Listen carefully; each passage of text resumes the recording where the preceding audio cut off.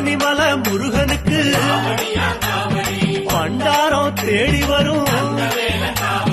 aunty முகம் காண வரும் ஆவினன் குடி தேடி வரும் காலடையா வந்த காவடி